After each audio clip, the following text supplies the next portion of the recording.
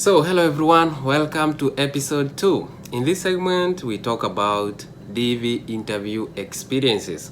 For those who have already attended the interview, the questions they were asked, and the whole experience. So, in my first episode, I did a video of a case that involves a family of 3, that is the mother, father, and the son.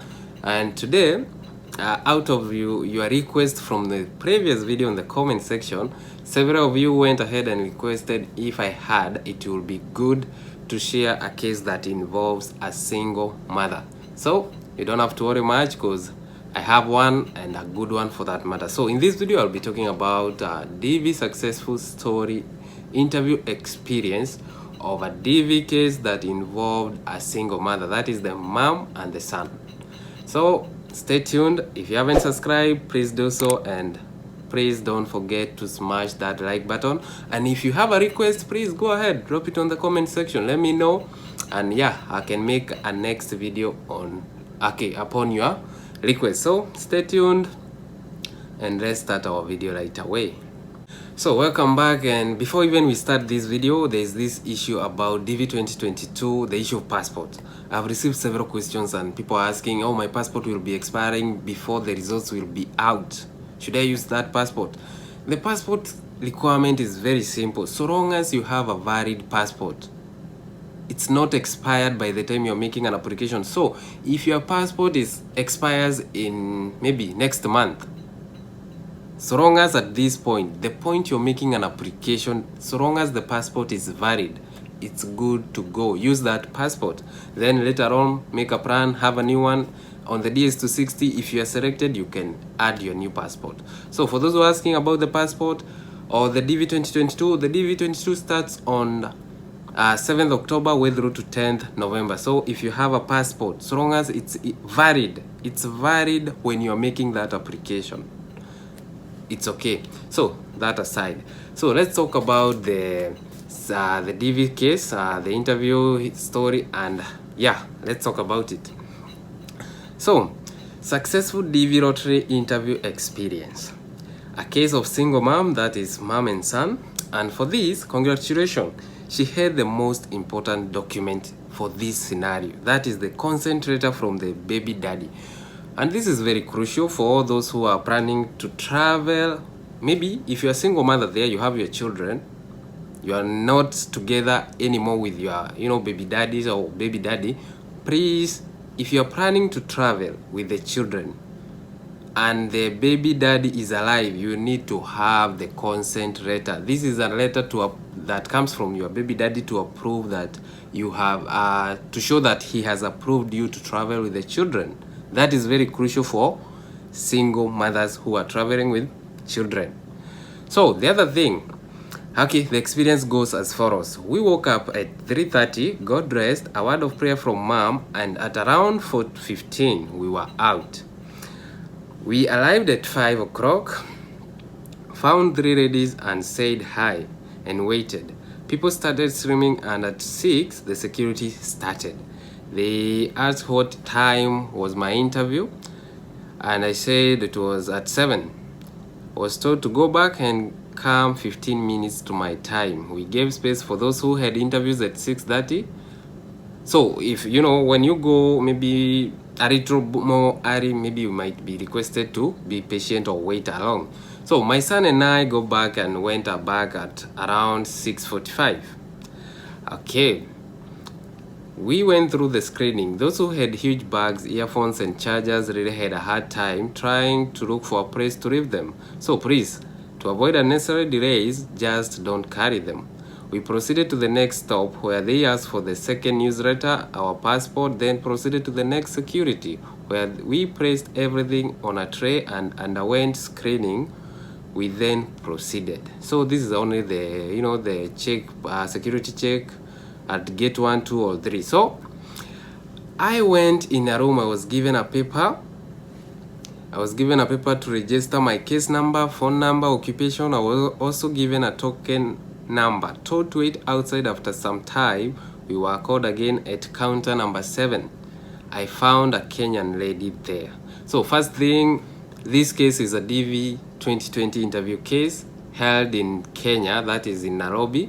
Nairobi in Kenya, that is in Africa. So, okay, let's continue. I found a Kenyan lady there. My fingerprints were taken, then asked for the following documents. So the list of documents that were requested is just as you can see. So you need to have the original documents and copies of the documents. So one, passports, both mine and my son. Second is the second newsletter. This is the interview appointment letter. That is the police clearance certificate. 4, high school certificate. 5, our birth certificates. 6, passport size photo. 7, affidavit of support. So I hope that one is clear too. So when you are attending an interview, please, you can inquire even before you attend. Ask them the documents that you are supposed to carry. So those are the documents that were requested. Remember to carry originals and copies. So next, from the Kenyan lady, you know, there is always somebody who comes before the real interview to pick the documents. So this is the one that is quoted as Kenyan lady. Okay, starts with the first question. Have you lived in another country for the last 6 months? For her, it was no. Okay, are you married? No. Do you have consent letter from the kid's father? I handed it to her. You see, she had it, so she handed the acknowledged letter to the Kenyan lady. Then the Kenyan lady gives me a pink paper to go and pay. That's the invoice letter. So there is a delay with the cash machine, and we are told to wait outside. After some time, we are called back a few people ahead of me. My kid is directed where to pray, and once I'm done with the payment, we are asked to wait outside. Here the wait becomes too much, of course. So finally we are called in. My kid is already asleep, had to wake him up. Here I ask the Holy Spirit to guide me. We proceed and approach the consular officer with a smile. This time it's a white lady. So now from this point I will be taking you the actual interview, the questions, and how maybe she answered them, so that you can see or have an idea on what to expect. So the first question: are you so and so? You know her name. Yes, I realize I'm supposed to say yes, madam. Okay. Lift your hand and swear that the information you give is correct. I lift my left hand. You see, sometimes you confuse. She corrects me and I lift my right hand and swear. Consular officer, when did you finish your high school? So the actual first question, the real question was like, when did you finish your high school? You have just to answer the year. Simple. Did you go to college? It's a yes or no. For her, it was yes. What did you study there? You have to name the course name. Have you ever been married? These are very crucial questions. So for her, it was straight to the point, no. So there was nothing between you and the baby daddy. Nothing was there, so no. Has he given the kid permission to go to the US? Now that's the question. He already knows. He already even had the consent letter, but he has to ask you, just to test you. So she just said yes. Okay, I have seen the consent letter. What do you do for now? The madam was, I'm a waitress. Oh, a waitress? She smiles. Yes, madam. She started opening my host document. That is the affidavit of support. Then who do you know in the US? You have just to answer whoever you know in the US. Who is he to you? So maybe this is the host. So if he's a friend, it's a friend. If he's a relative, just be straight to the point. For her, it was a family friend. Then the consular officer asked, is he a friend to your uncle or who?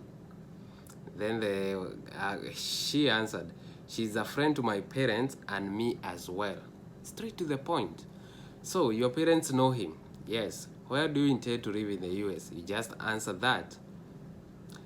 So, you know, these questions are always direct to the point, and you have just to answer them as they come. So when did he go to the US? So the host, which year did he travel? So if you are sure, you can state it, but if you are not sure, you can Just be open and say, I'm not sure. Okay, do you know so and so? That was the host wife's name.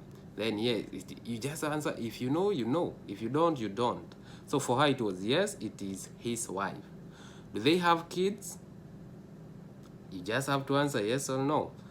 Do you know someone who had, okay, do you know, so the consular officer named a name, but that person was hosted a year ago by the same person who is hosting her at this point. So sometimes you might know, sometimes you might not. So if you don't know, you don't have to stress. Just say no. If you know, okay. So for her, she knew and she said yes. My host had written an affidavit of support to her. The consular officer continues. Does she still lives with them? No. Okay, I don't see any problem with your visa.